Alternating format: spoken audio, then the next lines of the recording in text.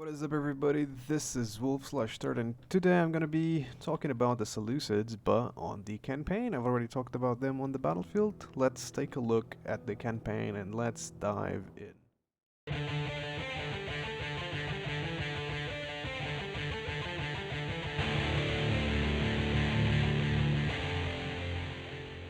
Okay, here we are, and wow, the Seleucids. I like playing the Seleucids, but they are quite difficult, I should say.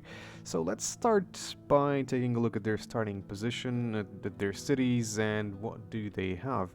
So to start off, they have 6 cities, so Seleucia, Hatra, Antioch, Tarsus, Damascus, and Sardis, of course. One bad thing about this is that they have all of them have really low population. Like, look at that, 1200, 1500, 1200. Then you have 2 cities with a good population, which is Antioch, 5000. It's not great, but it's good, and they can get the militia barracks just in about 3 turns. And then we will have Seleucia with 4000 population. We cannot get the militia barracks. We will have to get the barracks first for the militia hoplites, and then we'll be able to get the militia barracks, and I'm pretty sure that it's after this level of the town. So that's their cities. They start with only 3000 gold in the bank. However, if you come here to the financial, you'll see that you're making almost 6000 denarii right off the bat, so that's pretty good. They start with trade with the Greeks, and this will be vital. Look at this. Just look at this. If we come here to the trade summary, we can see that we're trading with Rhodes, and we are getting 153 plus 15 just with Rhodes alone. And then, of course, this is our internal trade, but look at this. It's a huge amount, and if we take a look at the total trading amount over here, we are making 900 in trade, but about 170 is from that trade with Rhodes alone. And if we get over to Antioch and we try to check building some roads, look at that. We will increase our income by about 200 and a bit every turn. If we get the port, we will increase it by about 120 per turn. So definitely just build roads all across your empire, because these trades are going to be amazing. You're gonna have a couple of resources that you can trade. Look at all of these silk resources and stuff. So Antioch is gonna be getting a lot of money out of trade. All right, and you have good farming settlements as well, especially because you're gonna have these 20% from bonus to farming income, and in Sardis as well. However, that's not that great. For example, I don't like to build farms on my settlements, because as soon as you build farms, you cannot destroy them. And so in the late game, if you build a lot of farms, your cities will become extremely populated, and you will have a hard time dealing with that public order. So I don't usually do that. So for me, the hanging gardens are not worth much. You also start with the Temple of Artemis out here, and it pretty much gives you a 30% discount on all of your religious buildings, which is good. It's good. It will have you save some money over the whole campaign if you're able to keep it. So this is the starting situation. Oh, and by the way, you start bordering Parthia, Armenia. I don't think you start bordering Pontus, but almost, and you will be bordering them. And most importantly, you start bordering Egypt, and of course the Greeks over here, which will make this campaign difficult. So as far as the early game and the starting position of the Seleucids, I think it's extremely hard, especially because look at how spread out your empire is. It's huge. You will not be able to get units across quickly enough from one city to the other. Look, you're here in Seleucia, and then you're also here in Sardis, and that's just too much to cover, right? However, your towns do make a bit of money. I think most of it is farming, though. Let's see. Yeah, they make good money on farming, okay? So you have good farming settlements. Anyway, guys, so we have seen all of this, all of these starting position kind of things. So let's take a look at the pros and cons of the Seleucids. What is good, what is bad? They're not really pros and cons, they're more like what is good and what is bad. but at least as far as the start of the campaign goes, it's really, really hard. It's not for new or inexperienced players. It's definitely for people who are already very familiar with the game and with the rosters and with the diplomacy, how the AI acts in the campaign play. So pros and cons. Let's start with the good stuff. Okay, and there's not a lot of good stuff. And the first and the most obvious one, if you guys saw my roster analysis for the Seleucids, is that they have a very, very good late game, alright? So their armies in the late game will have access to the companion camp, to the cataphracts, to the scythed chariots, to the elephants, and even some silver shield legionaries. And even if you just have the silver shield pikemen, it's already really, really good. Okay, so their late game is extremely strong. If you're able to get through the early and mid game, you will get to the late game and you will do great. I am pretty sure about it. You'll just start steamrolling everybody. You start with two world wonders, two wonders of the world, and that is pretty good. You have the Hanging Gardens, give you a 20% bonus to farming, and you have the Temple of Artemis, which gives you a discount of 30% in all temples, as we've seen earlier. These are okay starting wonders. I've already told you why I think the Hanging Gardens are not that good. And, you know, the Temple of Artemis is always nice to have. It will save you a lot of money across the campaign. And, of course, the next thing that is really good about them is that the Mausoleum of Halicarnassus is right here. And in the early game, this is not going to be very useful. Reduces building construction times by 20%. This has no effect on buildings that take less than 5 turns, which means that if you have a building that takes 5 turns to build, then it will just take 4 turns to build. It's good, right? But it's not amazing. Alright, that's the whole thing. It's good, but it's not amazing. Now, we do have the Colossus of Rhodes right here. It will increase naval trade by 40%, and that is huge. Alright, that is really, really huge. And mind you, that the Seleucids have so many resources in their lands, okay, that they have a huge trade potential just with that. So if you take the Colossus of Rhodes and if you have all of these trade resources over here in this region, you will probably be making a ton of money just of trade alone. As I'm showing you, I only have one trade route, and I'm already making, I think it is 168 denarii from that.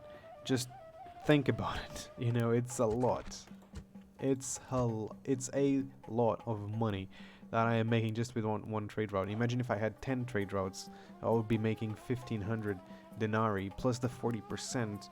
You know. Anyway, I think this is the only good thing that these guys have. You know, good. They have a lot of resources in their land. They may get the Colossus and the Mausoleum within the first 20 to 30 turns of the campaign. You'll need to reinforce this. Like if you get out of here, you know, you do have good mercenaries here. You might actually be able to get it. Let's see, what do they have? But they also have some Cretans and some Rhodians, so you know, this is not going to be easy. You might be able to just do that. It's not going to be easy for sure. If they decide to stay in the town, maybe they will lose quite a few men, and you'll be able to get the town. But this is a hard fight. Can you get it within 5 turns of the beginning of the campaign? Yes, you can. Is it easy? No, this is hard as. And then we have Rhodes over here. You're gonna have to take a small army in there and just take it. Now the thing is, you're trading with the Greeks. Remember that. And maybe it would just be best to not go to war against them in the immediate future, because the money you will be making by having Rhodes might not actually be good enough for the rest of it. Well, maybe, because you only have access to 2 ports. Even though this town, you'll not be making it a port here anytime soon, right? And at this point, you got those units to take Halicarnassus, and you already took a hit. You cannot do anything else this turn. So definitely, this is a difficult start, okay? And that takes us for the cons. Well, what are the cons? You have a very difficult start, man. This is probably one of the most difficult starts in the whole game. Right, and you will only succeed if you survive, and I mean survive for the first like maybe 40-50 turns. because you will have everyone attack you. And what I suggest is that maybe just go against Egypt and try to get alliances with everybody else. Maybe that will work. Then the temples. We haven't taken a look at the temples, but they are mediocre, guys. Just just take a look at this. They're not very good. You have the Temple of Hephaestus, which every single level we will see you have a new upgrade on your units, so light weapons, heavy weapons, armor, and then finally you get the experience. And when you get to the last one, you have 2 experience. You know, when you get to the Pantheon, it's actually good, and it gives you some law, right? Some public order due to law, which is good. You know, I don't think, okay, every single one of them does, well, this Pantheon doesn't give you that. So the thing is, the Pantheons are actually not bad. They are actually pretty decent, but until you get there, it's gonna take a while. And so if you get to the awesome Temple of Hephaestus, well, yeah, it's not a big bonus to your units. It's decent. It's a decent one to have. Then you have the Temple of Dionysus, a flat 40% bonus to your public order. This is good, but I'd rather have those that give you 20% law, 20% happiness. I'll take it. But that means that faraway lands will have, you know, will not have the reduction to the corruption unless you have the Pantheon, of course. And then you have the awesome Temple of Asclepius, which gives you a 20% to happiness, 20% health to bonus. This might make your population grow faster. I don't really like it because it makes dealing with public order in the late game very difficult. Anyway, let's take a look at the Pantheons then. And the Pantheons is a different story. 2 experience here, that's already a good bonus, especially when you couple it with the light, heavy, and armor upgrades. That's pretty good. And the 10% bonus to law is amazing. So the Pantheons are good, but you're gonna take such a long time to get there, man. And it's just 10% public order due to law. All right. It's not that much. It gives you 15% more public order and 10% law. So you have a little bit of a reduction to corruption, which they really need, but it's not that good. And then we have this Pantheon over here, the Temple of Dionysus Pantheon. And you get public order due to happiness 50%. This is very good. Public order happiness due to law. I mean public order bonus due to law. 10% bonus, so you have a 60% bonus to your public order. 10% is law, so reduction in corruption. This is good. This is a pretty good as far as public order goes.